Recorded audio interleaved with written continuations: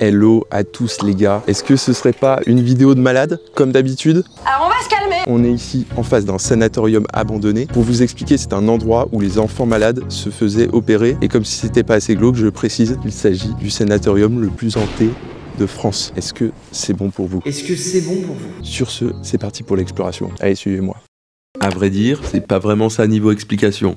L'âge de Pierre, c'est à peu près vers les 30-35 ans. Pour corriger mes propos quelque peu incongrus, un sanatorium est un établissement de santé spécialisé dans une maladie très présente en France au début du XXe siècle, la tuberculose. Après, effectivement, cet établissement-là s'occupait d'enfants, mais ce n'est pas le cas de tous les sanatoriums. Par contre, les rumeurs qu'il y a autour du lieu existent bel et bien. Il s'agit en effet du sanatorium le plus hanté de France. Et le fantôme de certains enfants rôderait dans les couloirs de cette immense bâtisse. Faites des mômes qui disait. Bref, fini la petite correction, je vous laisse avec la suite qui semble plutôt confirmer certaines théories. Haha, vous croyez que je plaisante? Voyez par vous-même. Dites-vous qu'ici, en 2016, il y a un jeune de 19 ans qui est mort.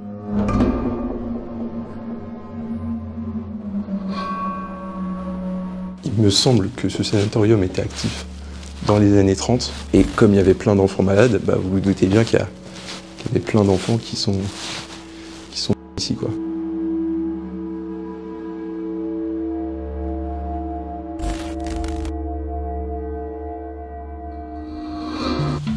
Ça, je sais pas à quoi ça servait, hein.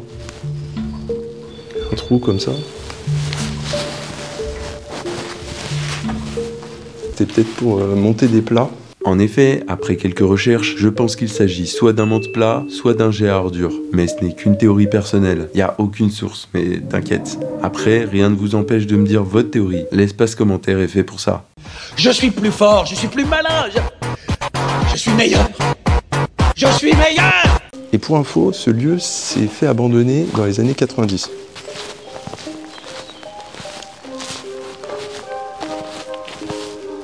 Ah, vous voyez, regardez. On va voir les étages d'en dessous.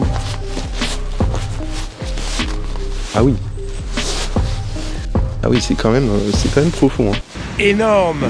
Regardez-moi le bâtiment dans lequel on s'apprête à rentrer. Mon Dieu.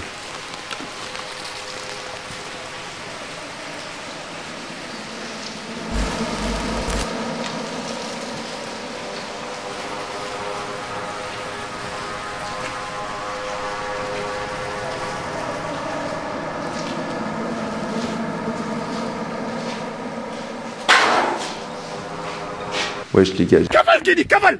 Il y a plein de bâtiments comme ça dans toute la forêt, puisque c'était un sanatorium, donc l'équivalent d'un hôpital. Et de toute façon, vous savez bien que les hôpitaux, bah c'est immense. Logique. Je pense qu'il y a des choses qui dépassent la science, qui existent dans le monde. Mais pour ce qui s'agit des fantômes, je sais pas. Dites-moi ce que vous en pensez. Mais moi, pour être tout à fait honnête, je sais pas du tout. Voilà, on a un petit bâtiment qu'on va aller explorer. Donc oui, pour info, ce serait ici qu'il y aurait une petite fille de 14 ans, du moins le fantôme d'une petite fille de 14 ans qui se baladerait la nuit, voire même le jour.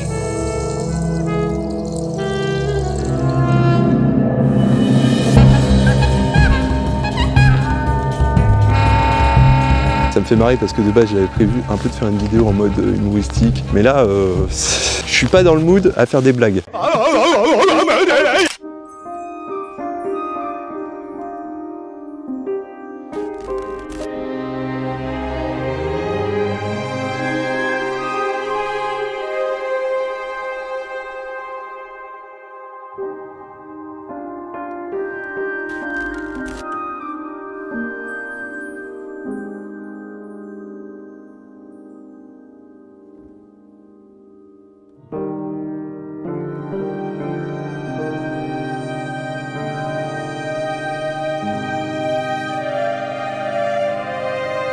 Je me suis aussi dit que comme il y avait la forêt pas loin, à mon avis, il doit y avoir des animaux qui rôdent et tout.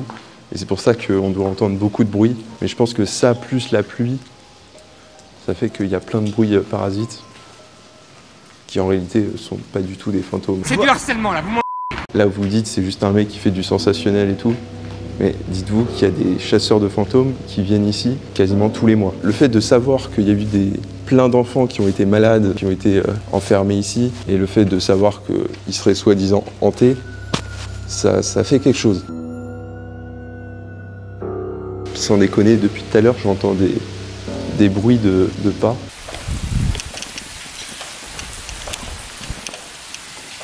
Oh, le pressing! Vous êtes bon? Vous êtes bon? Vous êtes bon? Oh les gars, je vais rentrer à Paname, je vais être content de ouf. Hein. Je vois pas d'où ils peuvent venir, parce que en soi, il y a... Je dirais qu'ils viennent de là-bas. En fait, sans déconner, je sais pas si c'est un corbeau ou un truc.